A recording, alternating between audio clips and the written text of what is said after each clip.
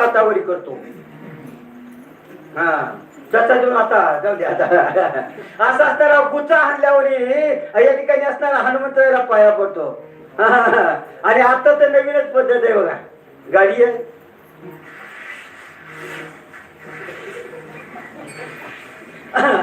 या ठिकाणी गणेश महाराजांच्या भाषेत असे सांगता येईल, टंगळ मंगळ भक्ती. ते हनुमंतराव म्हणले तू तसा तर मी बी असा, तुला संसारात सुख आयुष्यात मिळणार नाही. हनुमंतराय सांगतात का, कारण त्यांना विसरल्याच्या नंतर राम या ठिकाणी हनुमंतरायच्या नामाला, हनुमंतरायला त्या प्रभू रामचंद्राच्या नामाला विसरल्याच्या नंतर हरिविन जन्म नरकाची पै जाणा. त्या या ठिकाणी नरकापेक्षा वेगळं काही राहत नाही. या जीवनामध्ये सगळं दुःख आणि दुःखच राहत. संसार दुःख मूळ कडे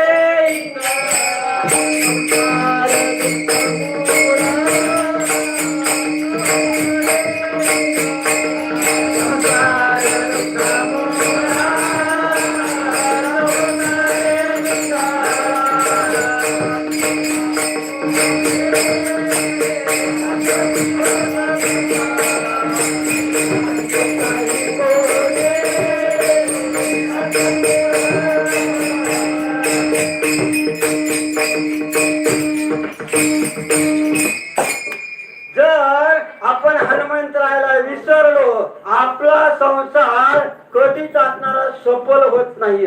मग ज्ञानोबराय जरी म्हणले ना अवघाची संसार, पण त्या देवाला विनमुख झाल्याच्या नंतर, त्या देवाला विनमुख झाल्याच्या नंतर आपण स्वप्नात बी कधी विचार आणायचा नाही माझा संसार सुफल होईन, सुखरूप होईन, कदापि शक्य नाही.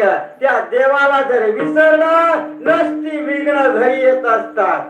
देव होय पाठमोरा नसती विघ्न येती घरा. त्या देवाला विनमुख झाल्याच्या नंतर, त्या हनुमंतराला विनमुख झाल्याच्या नंतर नसलेले विघ्न आपल्याकडं बिनबुलाय सहज येतात आणि आपल्याला बेजार करतात. आणि असं होतंय हनुमंतरायला विसरल्याच्या नंतर. म्हणून हनुमंतरायला नमस्कार करायचा वारंवार, निरंतर. त्या हनुमंतरायला विसरायचे नाहीये, त्या प्रभू रामचंद्राला विसरायचे नाहीये. त्यांना विसरल्याच्या नंतर आपली फजिती व्हायला काही उशीर लागत नाही असं असणारा सांगतात. अशा पद्धतीने सांगतात. त्याच्यानंतर आपला वेळही थोडा लवकर आलाय, थोडा आवडतच घ्यावा लागेल. या ठिकाणी करोनिया उड्डाण, या ठिकाणी उड्डाण करण्याचं सामर्थ्य ज्याला असणार पंख आहेत ते उड्डाण करू शकतात. कळी की नाही त्याच्या मला? या ठिकाणी असताना ते असणारा उड्डाण करू शकतात. एरवी पण आकड्याची ताकद नाही. काही एखादा हत्ती उडताना पाहिला, वाघ, सिंह, कोण मंदिर बी नाही. ज्याला पंख आहे त्याला उड्डाण करता येतं. इतर आकड्याची शक्ती नाही. परंतु हनुमंतरायला पंख नाहीत, तरी देखील त्या रामनामाची ताकद या ठिकाणी त्या भगवंताच्या कृपेचे पात्र आमचे भक्त शिरोमणी हनुमंतराय झाले. आणि हा 100 योजनेचा समुद्र, 100 योजन आलं बाबा ते गणिताचे. 400 कोस, 1200 किलोमीटर, 1200 किलोमीटर इतकं उड्डाण हनुमंतरायनं सहज पार केलं. मर्यादा किती होती? 100 योजनेची. पण समजा या ठिकाणी उड्डाण कन्याकुमारी पाशी करायचं होतं. हनुमंतरायने लंकेच्या पड लंकेत हनुमंतरायचं उड्डाण केलं.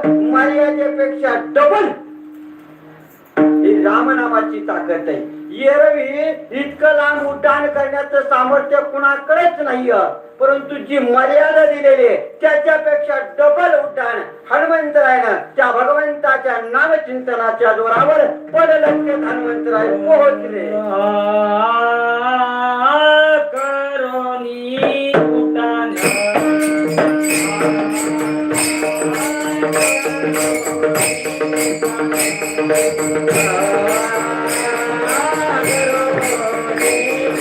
Yeah.